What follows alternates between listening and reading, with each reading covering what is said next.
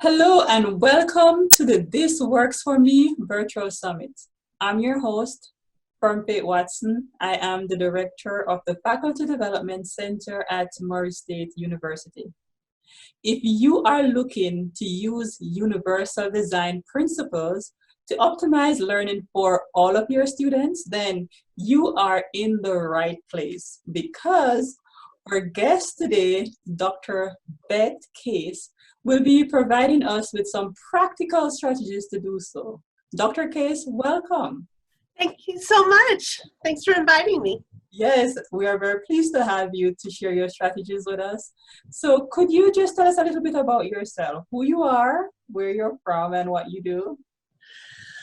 Well, my name is Beth Case, and I am the Program Manager for Digital, Emerging, and Assistive Technologies at the University of Louisville. I work in the Delphi Center for Teaching and Learning, and we do a lot of faculty development, instructional design, and one of the things that I focus primarily on is helping faculty design courses that are accessible. I do focus primarily on online courses, but sometimes I do some stuff with face-to-face courses as well. Accessibility has been my interest, passion, career for, I'm not going to say how many years, but starting about 1992. I've been very involved in that field. I have been a national speaker. I was the president for Texas, where I lived at the time, the Association on Higher Education and Disability. I had the first disability-related podcast that started in 2005. Called Disability 411, and yeah, it's just been kind of making, especially online materials, accessible, but really just general accessibility has just been an interest of mine for most of my adult life. Wow, thank you very much for sharing that, telling us a little bit about yourself. I know you didn't say everything. For example, I know you have a chapter in a book about what you have written about, you know, so we look forward to accessibility of social media and new media. Yeah. Yes.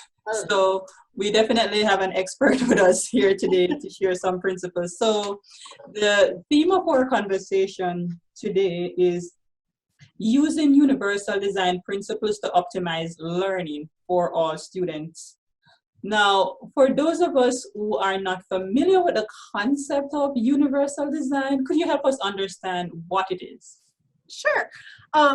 Universal design is it's an approach, it's a theory of design that is research-based, which is a very strong aspect of it. It's a research-based approach to designing courses so that they are more effective for all students.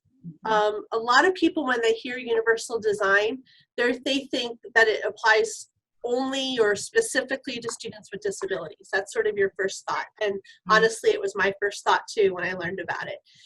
But universal design is so much more. It includes techniques and strategies and approaches that will really be more effective for all students because not everybody learns the same way. Excellent. Thanks for clarifying that. So could you tell us what impressed you, or what got you interested in this topic, and just tell us a little bit about that? Yeah. So, like I said, I've been in the disability field for a long time. And back in the 90s, when I was working with faculty to help them make their courses accessible, but it was after we had a student in the course. So the student would come into our office, they would identify as having a disability, we would talk about what they needed, and then I would reach out to the instructor and say, okay, we need to get all of your documents so they can be read out loud by software for blind students. We need to make sure all your videos are captioned. We need to, you know, it was all focused retroactively, and it was often a rush, it was often a crunch to get stuff done. And it was all focused on the materials. It was just making sure the materials were accessible. I don't think it's that unusual. I think that's kind of how everybody did it. But I don't think it was necessarily the best approach. I went to a conference. It was the Association on Higher Education and Disability conference, which I strongly suggest if anyone's interested in higher ed and disability. And at the conference, I heard about this new approach to accessibility called universal design for learning, which really was just being sort of developed and talked about in the 90s. And it was kind of this aha moment where it was like, there's more to making something accessible than just making sure the videos are captioned. There's more to it. It's a whole philosophy or approach, a model for courses that it's so much more than that. And it was an accessibility conference, so the focus was on accessibility, but it's not just students with disabilities. So universal design, it kind of came out, universal design for learning kind of came out of universal design for architecture. So, the idea that everyone uses the example of curb cuts, so I guess I'll use it too. But curb cuts on sidewalks were put in for wheelchairs, right? So that people in wheelchairs could ride down the sidewalk, but how many people with like strollers, bicycles, grocery carts, like luggage? I mean, don't we all like really appreciate those curb cuts? So the idea is that, yes, it was put in there for people with disabilities to make it accessible, but everybody benefits from it. So universal design for learning kind of grew out of that model of there are things we may do that will help people with disabilities in the classroom, but it's going to benefit like everybody. So I got really excited. You can tell, like I got so excited. Yeah, I know. It was just like this whole world shifting perspective. So I went back and I was telling everybody about it. And I found this one instructor that I had worked with a lot, and we had a good relationship. And I told her about it, and she was willing to try it in her class. And so we kind of learned it together. Like it was new to me, and of course she had never heard of it. It was kind of new to everybody. It was just starting to become known. And so we kind of just tried to work through it and like, how could we do some of this for her class? And then just since then, I've left disability services directly. I kind of had that midlife career shift, and I went into instructional design, which is what I got my doctorate in instructional design. But I had like 18 years of accessibility experience. So that naturally transitioned into accessible course design. It's like my two fields just kind of came together. And so I was using a lot of universal design principles, and I do a lot of workshops and I do a lot of trainings, and I incorporate these designs into my workshops and trainings. And I did one here at U of L. Well, I do it every year, but this one particular time I did it, and then later on, one of the attendees of the workshop had a student with a disability in their course. And as part of the protocol, I offered to review their course and see if there's anything that might be a barrier for this student and make sure the materials are accessible. That's part of it. And she was like, oh, well, I went to your workshops, so my course is in good shape. And it was pretty good. There needed a couple tweaks, but overall, like, her course was in really good shape. And the student would not have had much trouble in her course because of their disability. So yeah, it just really can make life so much easier if you use these design principles before you have a student with a disability in the course, instead of like, oh, I've got this student, now I have to do all this and I'm scrambling, class starts next week, or so. Thank you very much. I just like hearing that story and your journey with this. And so I'm sure our viewers are like saying, okay, I want to hear these strategies. What is it that you're telling these people that's really helping all our students to optimize their learning? So what are some of these strategies for universal? Well, I could talk about this for like all day, right? So all I can do is kind of give you the general framework, and then I can tell you how to find more information. Yeah. But universal design, sort of in the big picture, is flexible with multiple modalities. And so I'll explain what that means more. So there's three parts to it. The first thing you have to do is engagement. And that's getting students interested. It's the why, right? Why do I need to know this? Why, should I care? And it's getting students interested in learning. Because you can learn if you don't care about something, but it's a lot easier to teach someone who's actually interested in the content, right? So there's things you can do to help motivate them to want to learn it. And what's motivating to one student is maybe not going to be motivating to another student. So you use multiple techniques to help them get engaged. So for example, one really good tool is to help them tie it to them personally. So I'm trying to think of a course of an example I can give off the top of my head, but whatever you're teaching them, if you can tie it to them, an experience that they've had, a problem that they're facing, and if they know how to do this, it will help them, or they can apply it in different ways. That's a really good way of doing engagement. Letting students have some input into an activity or into the structure of the course. Even at the college level, you could say, okay, we are going to talk about this.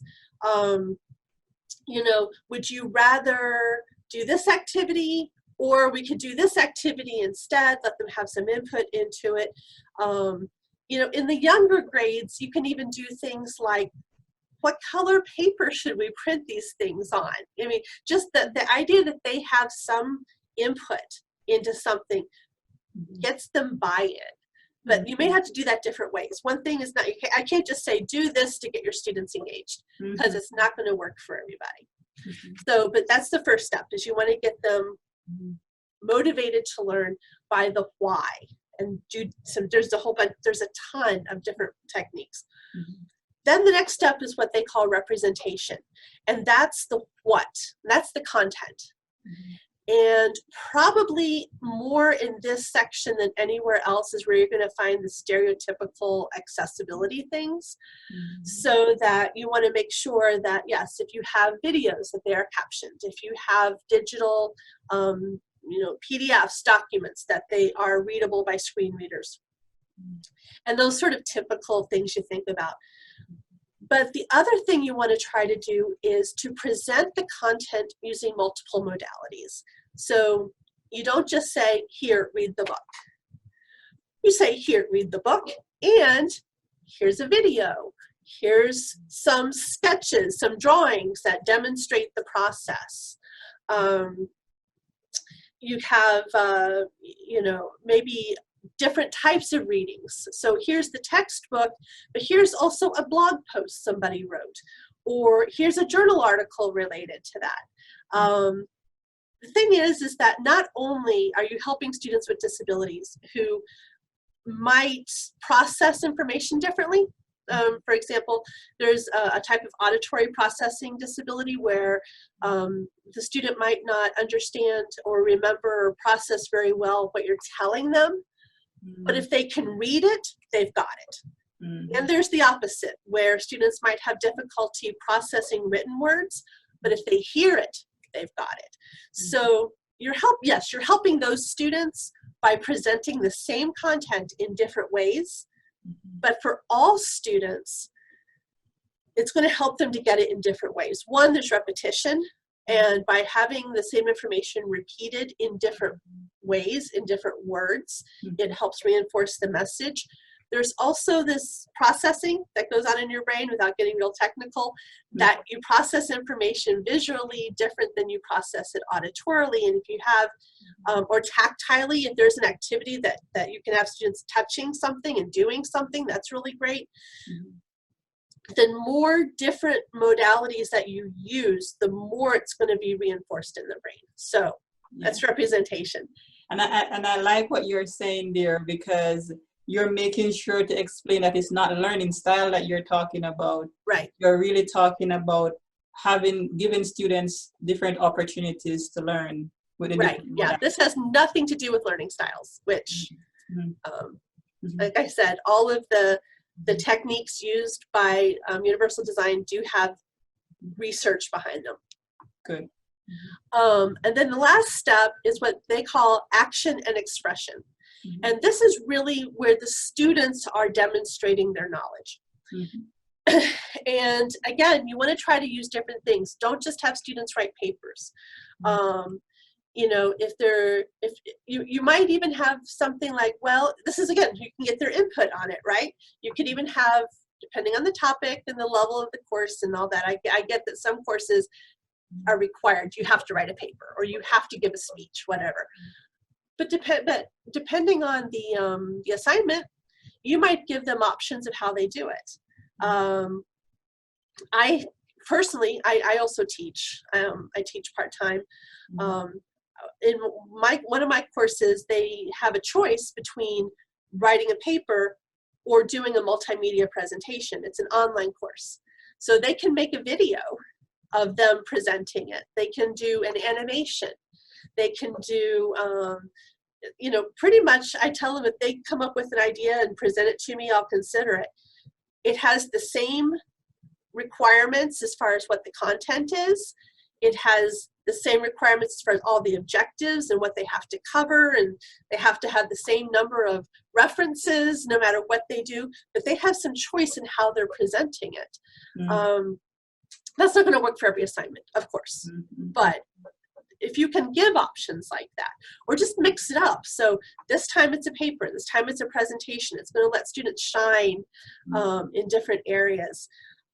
You also want to try to come up with ways to make failure not scary.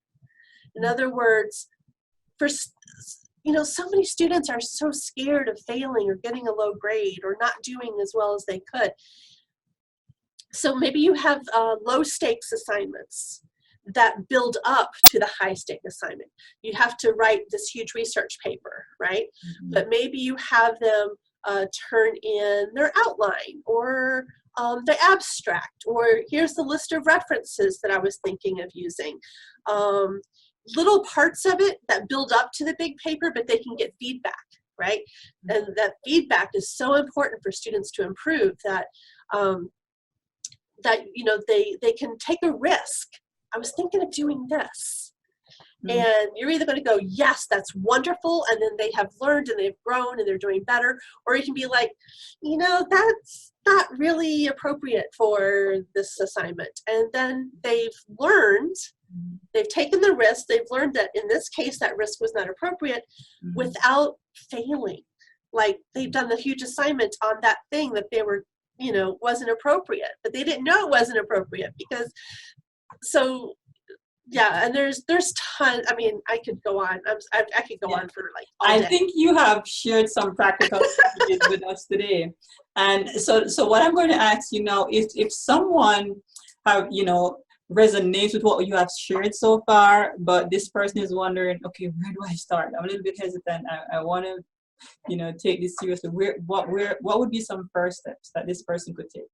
Okay, the first thing I would do is go to the CAST website. It's CAST.org. There's lots of resources on Universal Design for Learning. You can always Google it and find other resources, but CAST is the best place to go to find out about Universal Design for Learning. They have, it's a really cool website. I'm going to show you this briefly, this little graphic here. This is the Universal Design for Learning model, right? So you can see that I only touched on like this much of it, but this is the whole model. And you can see like here's the engagement, representation, and the action and expression. But they've broken it down even more into like, this is the first stuff that you do, like, you know, and then this is your building on these things. And then this step is where the students internalize a lot of these processes for themselves. So, so the first thing I would do is go to the CAST website and click around, because there are tons and tons and tons of examples and explaining why that's something that's good to do. And also it's all, remember I said it was all research based, which is what I love about this. There's links to all the research that shows why they're recommending that you do this, right? So you can go to the website and click on this, it explains what it is, it gives you examples, and then, oh, here's the research that supports doing this, which I just love. It's an awesome website. So I would start there. So you can go learn more than I'm able to tell you in this brief presentation, this conversation. And then choose like one thing. Choose one assignment that you could give students options on, or choose one topic that you could present in multiple modalities. Now, of course, everything should be accessible, right? I mean, so if you want to say, what's the very first thing I should do? I would make sure your videos are captioned, your documents are readable by screen readers, that your color contrast is sufficient. I would do all that accessibility stuff first. But if you're looking at applying some of the larger theoretical approaches, I would just say, just take one assignment, one presentation. Just, you don't have to start your scratch, just throw away your course and start everything from scratch. You can work within your existing framework and just do one thing. Yes, excellent. I definitely agree with that. So I like the resource that you shared. It seems as if it's the home for all of this, that if we get there, yeah, you know, it's an excellent place to get great resources. And so I know that in terms of resources, you didn't mention your book, but I know you have a chapter in a book which is not totally universal design, but what's that chapter about, and what would be the link? Okay, so this is, we were talking about this earlier, so I actually have the book right here with me. It's New Media and Digital Pedagogy. It was edited by Michael Strausser at Bellarmine. And so I have a chapter in here that talks about new media technologies and accessibility. So if you are using technology in your courses, that these are the things you need to consider as far as making sure that they're accessible to students with disabilities. So it's not exactly universal design, but it all kind of ties into, we don't want to exclude this new technology, right? Just because it might have some accessibility challenges. Right. They're great. There's a lot of really great tools out there. And so how do you assess whether they're accessible? What do you do if they're not? That kind of stuff is in my chapter. Yeah. So just to clarify for our viewers, because sometimes people may have mixed up accessibility with universal design, but what I'm hearing you say is that universal design could be the umbrella. Accessibility is one part of it under the representation part of the strategy. So you have three parts. You have the engage, which is the why. You have the representation, which is the what, which typically is where we address the accessibility concerns. And then you have the action and expression. So and that's the how. Yeah, the how. That's the how. So yeah. What would you say? So it's kind of like I said with the curve cuts. A lot of it is accessibility. A lot of these techniques will make your course more accessible, but they're going to benefit everybody. And one of the nice things about the universal design is, I kind of said it earlier, if you do the universal design principles from the start, if you have a student with a disability come into your class, there's going to probably be a lot less things you have to do in order to accommodate them. So you're not going to have that like panic, that rush and everything after they come in. You're going to have a lot of it already taken care of. There might still need to be something done. I'm not going to say it's covering 100% of accessibility issues, but it's going to drastically reduce them. But the other thing is it kind of lets that student with a disability participate in the course without necessarily being quite so singled out. You know, it's not so much like, oh, they get a different assignment because of whatever, that they can still do the stuff everybody else is doing. And that's really nice too. So it is accessibility, but it's more. Well, thank you. Yes, thank you very much for clarifying that. And if you would leave our viewers with a call to action, what would that be? A call to action. I would say go to the website and read up more about it, educate yourself on it, and just try it. I mean, you know, it's really not going to hurt anything to try it and just see how that works. And great. If you have questions, you can email me. Great. That's a very generous call to action. So viewers, I will be linking to the resource that she mentioned in the video description below. So please feel free to check it out. So Dr. Case, thank you very much for taking the time. Thank you for letting me talk about my passion. Yes, thank you for sharing with us today. And viewers, I encourage you to share this conversation with others, and we look forward to seeing you in the next episode of this virtual summit. See you soon.